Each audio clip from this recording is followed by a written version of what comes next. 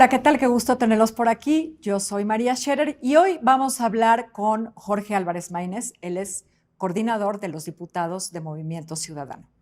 Jorge, qué gusto, qué bueno que platicas conmigo para Latinos. Al contrario, María, un gusto y muchas gracias. Eh, Jorge, tenemos todos absolutamente claro cuáles son las prioridades del presidente para la segunda mitad de su sexenio, cuáles son las reformas que quiere que sean aprobadas. Una tiene posibilidades, aparentemente, dos están muy difíciles, pero ¿cuáles son las prioridades de Movimiento Ciudadano para esta legislatura?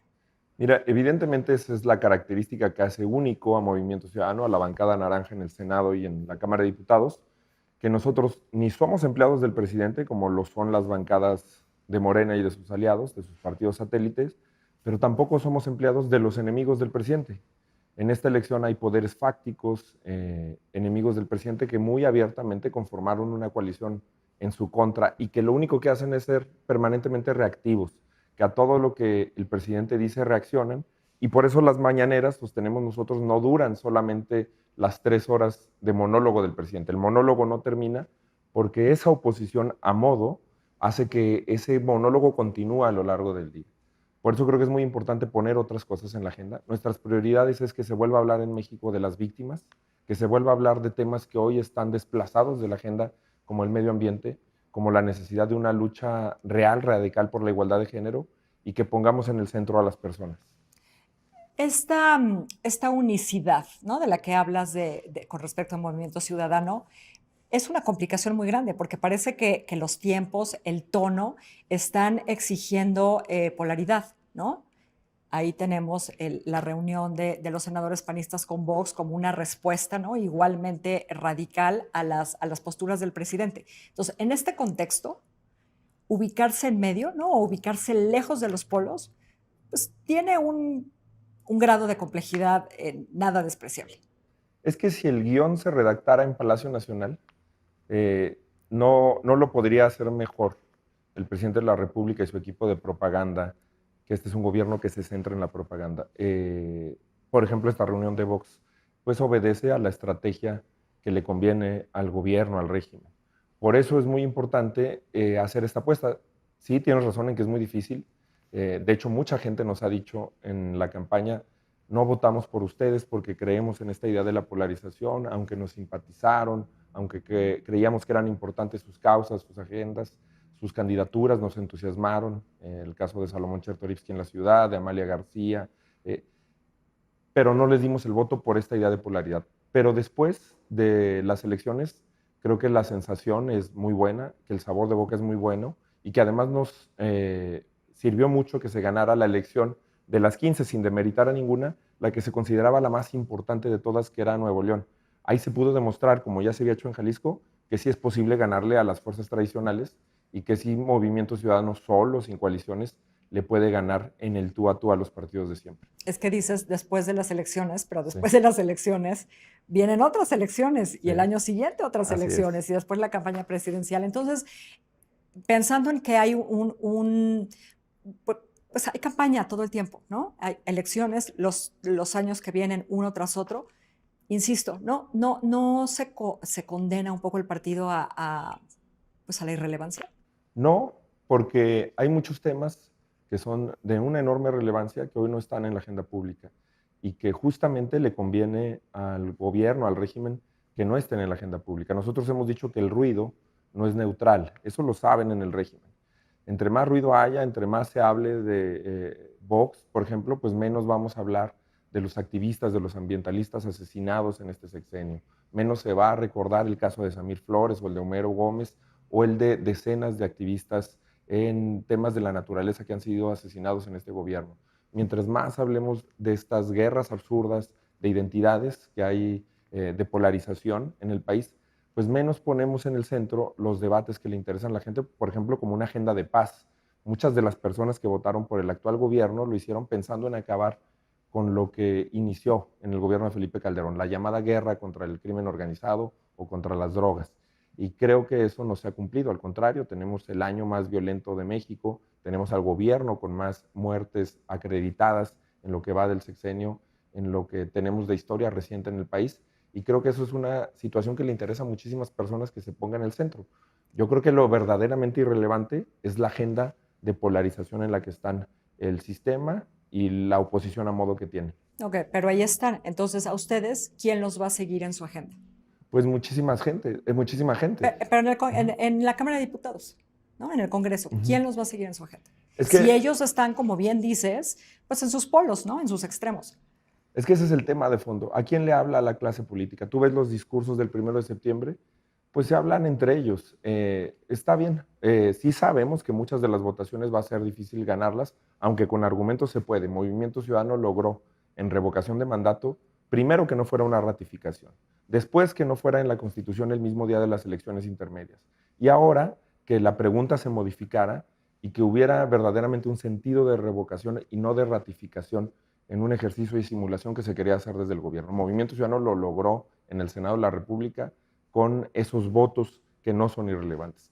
Pero además, yo creo que se sobreestima la lógica de las cámaras. Se pelean posiciones, se pelean coordinaciones, presidencias, recursos. Eso no es lo que le da relevancia política a una fuerza. Lo que le da relevancia política a una fuerza es su congruencia, las personas que la representan y la agenda que se defiende. Y en eso creo que habrá millones que se sientan representados afuera, aunque adentro perdamos votaciones. Bueno, pero a ustedes también les importa cierta posición y tomar ciertos espacios en las en la Cámara. Sí, somos la fuerza política más subrepresentada, es parte de la distorsión, de la perversión del régimen. Hubo 3,5 millones de personas, 7,8% de la votación efectiva nacional que votaron por Movimiento Ciudadano y tenemos menos del 5% de los 500 diputados que hay en San Lázaro. Por supuesto que eso sí nos limita, sí nos margina, pero de verdad, eh, te lo aseguro que cuando habla Amalia García, cuando habla Ivonne Ortega, cuando habla Salomón, cuando habla Mirza Flores, cuando hablan las voces de Movimiento Ciudadano, igual que pasa en el Senado con Patricia Mercado, con Verónica Delgadillo, con Clemente Castañeda, con Juan Cepeda, con Dante Delgado, se hace un posicionamiento que va mucho más allá del número de legisladores que tengamos en ese momento en la Cámara, porque además somos los que estamos también más en el Pleno y los que nos metemos más al trabajo en comisiones. Jorge, en la idea y en la aspiración, ¿no? Incluso de la oposición, que es de Morena también, pero la tiene más difícil, de construir una mayoría junto con Movimiento Ciudadano. La reunión de los senadores panistas con Vox lo hace todo más difícil. Pues yo creo que no. ¿O no? ¿Es anecdótico? No, les conviene muchísimo a ellos que esas posiciones se vayan tomando en algunos sectores. Yo creo que a quien le hace más difícil es a la gente. Hay mucha gente bien intencionada que cree en el PAN o que vota por el PAN, porque ve en ellos una posibilidad de oposición, de contrapeso, y hay muchos ciudadanos, la verdad, que no comparten la agenda de Vox, clasista, racista, misógina, y que han votado por el PAN. Yo creo que a quien más le afecta es a ese tipo de ciudadano, de ciudadana consciente, que en aras de contrapesos ha confiado en ese tipo de expectativas. Nosotros, en el caso de Morena, hemos dicho que hay cosas en las que tenemos coincidencias en los fines, en el diagnóstico, pero no en las soluciones. Por ejemplo, votamos a favor de los programas sociales que se consagraron en el artículo 4 constitucional, porque creemos que sí debe de haber mucho más atención para la gente excluida en este país. Pero en el método, en la política pública, pues tenemos algunas otras consideraciones. Creemos mucho más nosotros en derechos, en tratar a las ciudadanas y a los ciudadanos como lo que son, como sujetos de derechos y no como clientelas políticas, que es la visión que orienta el sentido de la política pública de Morena. Y hay cosas en las que tenemos diferencias irreconciliables y en las que, por cierto, ellos sí han contado con el acompañamiento del PRI y el PAN. La más importante de todas me parece la prisión sin juicio, la prisión preventiva oficiosa, que se amplió de manera arbitraria en México, que hay 100,000 personas que duermen todos los días en una cárcel sin sentencia y que eso ha contado con el beneplácito del PRI, del PAN, de los partidos tradicionales, acompañando a Moreno. ¿Qué coincidencias resaltarías con respecto de las 3 reformas pendientes del presidente? En ese terreno pocas, pero hay. Reducir el gasto electoral sería una prioridad, no mediante golpes a la autonomía, sino mediante una racionalización de las funciones que tienen las instituciones electorales y un adelgazamiento de la burocracia. Creemos que sí hay mucha burocracia electoral que le hace daño al país. También creemos que sí, no debe de haber nombramientos partidistas, cuotas en los órganos ciudadanos como el Consejo General del INE. El problema es que eso se tendrá que combatir como se hizo al inicio del Instituto Federal Electoral, con consejeras y consejeros netamente ciudadanos como Goldenberg, como Jacqueline Pechard, como Mauricio Merino, y no con un reparto de cuotas que ahora se convierte en una designación desde Palacio Nacional a consejeros afines a la presidencia de la República. Verdaderamente tendríamos que retomar un espíritu ciudadano y no esta simulación en la que la verdad Morena hace exactamente lo mismo que toda la vida criticó del PRI en este tipo de designaciones. Ahora, en el electoral no les alcanza ni con Movimiento Ciudadano. ¿Las otras dos? ¿Alguna coincidencia? Mira, sí coincidimos en que es una necesidad imperiosa atender el tema de la seguridad. Nosotros hemos dicho, no coincidimos con la estrategia de militarización del país. Además, creemos que la solución está en la conformación de policías locales, de policías municipales y policías estatales que tengan lo que en la academia, en la sociedad civil, se denomina como la vía civil. Y en el tema de la reforma energética, de las reformas eléctricas, pues ahí sí no tenemos ninguna coincidencia, porque tanto por la vía del medio ambiente como por la vía de los intereses económicos de México, creemos que al país le hace bien mayor competencia y una mayor preponderancia de las energías renovables, de las energías limpias. Ese es el futuro del mundo. La gran crisis de nuestra generación es la crisis del cambio climático y es inexplicable que se le esté apostando a algo que pone en riesgo la vida de nuestras hijas, de nuestros hijos, el bienestar y su relación con el mundo y con la naturaleza. Eh, Jorge, ¿qué piensa Movimiento Ciudadano, sobre todo por los acontecimientos más recientes que hay que hacer en materia migratoria? Pues respetar los derechos humanos de las personas. Nosotros el 1 de septiembre dijimos que lo más importante de esas 3,5 millones de personas que votaron en Movimiento Ciudadano es que no votaron por sus intereses, porque Movimiento Ciudadano defiende en su mayoría intereses de personas que no pueden votar, de niñas y niños, de ríos, de montañas, de seres vivos que normalmente no son sujeto de la discusión pública en México, y por supuesto que también de personas excluidas. Por ejemplo, las personas migrantes pues no votan en este país, evidentemente no tienen los derechos políticos.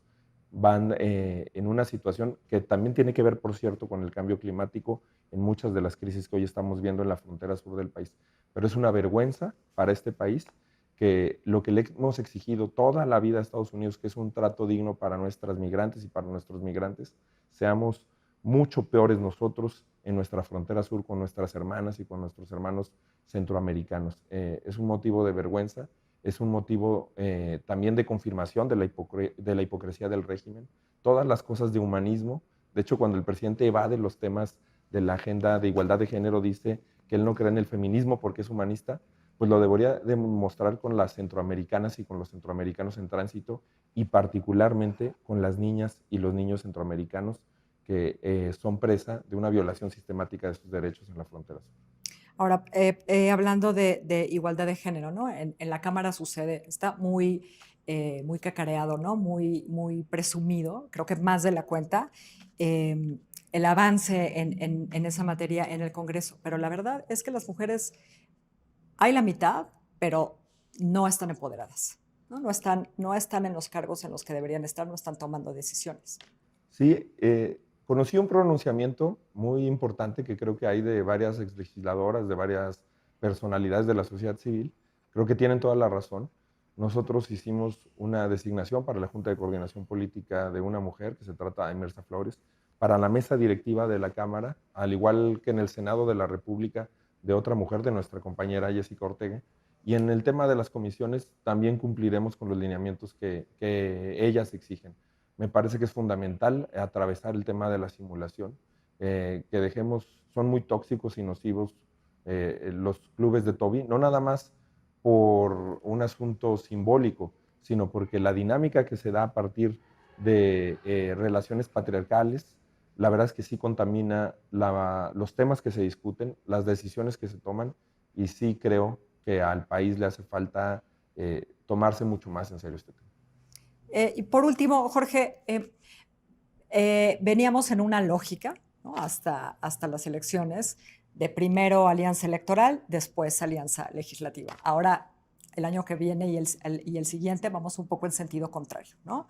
¿Qué podemos esperar después de los encuentros o los desencuentros que se den en el Congreso con respecto a las elecciones de 2022 y de 2023? Bueno, ese creo que es un problema que tendrán los partidos tradicionales. Movimiento Ciudadano va a competir solo en el 2022 en Durango, en Aguascalientes, en Tamaulipas, en Quintana Roo, en Oaxaca y en Hidalgo. Y O sea, desde solo ahora es un hecho que van es un hecho solos. que vamos a ir, no solos porque vamos a ir con las ciudadanas y los ciudadanos, pero en Como ninguna partido. alianza con los partidos tradicionales. Y además en el 2023, Estado de en México. Estado de México y en Coahuila. Y Estado de México creo que nos pondrá a prueba a todas y a todos. Estado de México será una elección definitiva. Acabamos de hacer una modificación en la dirigencia, nombramos dirigente al senador Juan Cepeda. Y bueno, nosotros queremos probarnos. Que perdió en su municipio, con Moreno. Pues en una lógica de polarización, en una elección plagada de irregularidades y que además nosotros estamos orgullosos del papel que hizo. Perder o ganar es un asunto relativo, la verdad. Felipe Calderón perdió la gubernatura en Michoacán y después compitió por la presidencia de la República. Aparentemente Andrés Manuel López Obrador perdió en la gubernatura de Tabasco, después fue jefe de gobierno y presidente de la República. Yo creo que lo que se demostró en Nezahualcóyotl es que es una tercera vía muy firme, muy respaldada por la ciudadanía, la que representa a Juan Cepeda, y que la verdad tenemos todo para construir un proyecto ganador en el Estado de México. Jorge, muchísimas gracias de nuevo por platicar conmigo. Gracias a ti, María. Gracias a ustedes, yo lo espero aquí mismo en Latinos la semana que viene. Que tenga buen fin de semana.